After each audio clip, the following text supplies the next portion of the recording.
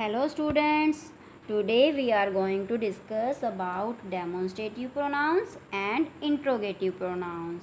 First, demonstrative pronouns. Read these sentences. This is a pen.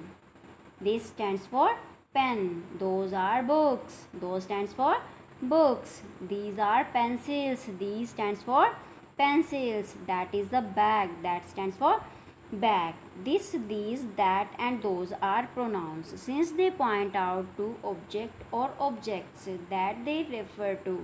They are called demonstrative pronouns. This these that and those जो हैं ये pronoun हैं.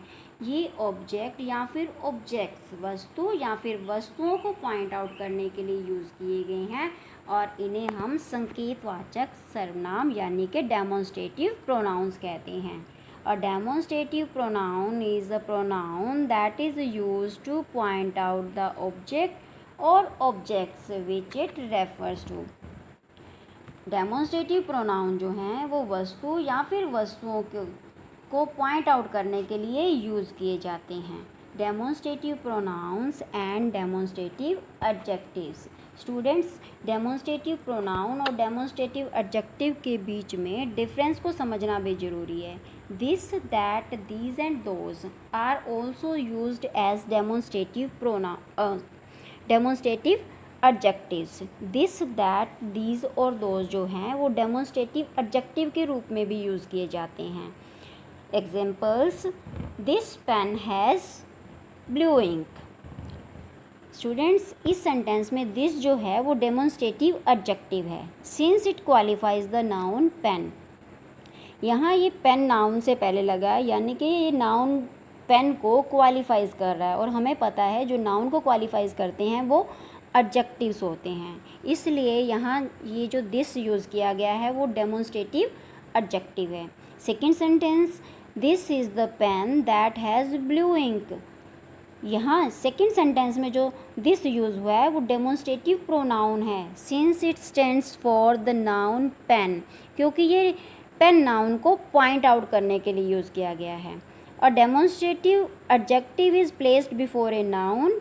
अ demonstrative pronoun is usually placed before a verb. Student, हमें ध्यान देना है कि demonstrative adjective जो हैं वो नाउन से पहले आते हैं.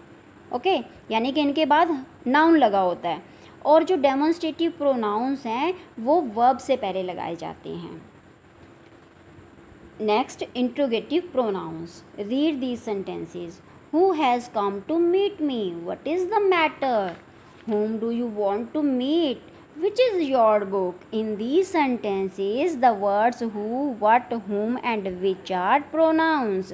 They are used for asking questions and are known as interrogative pronouns. Students, in sentences में who, what, whom, which ये क्या है, ये प्रोनाउन है और ये क्वेश्चन आस्क करने के लिए यूज़ किए गए हैं, इसलिए इन्हें इंट्रोगेटिव प्रोनाउंस कहा जाता है.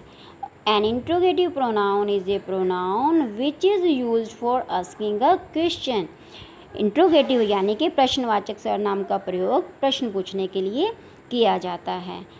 Interrogative pronouns and interrogative adjectives. अब हम interrogative pronouns and interrogative adjectives का डिफरेंस समझते हैं. Which, what are also used as interrogative adjectives. Which and what जो है वो इंट्रोगेटिव एडजेक्टिव के रूप में यूज़ किए जाते हैं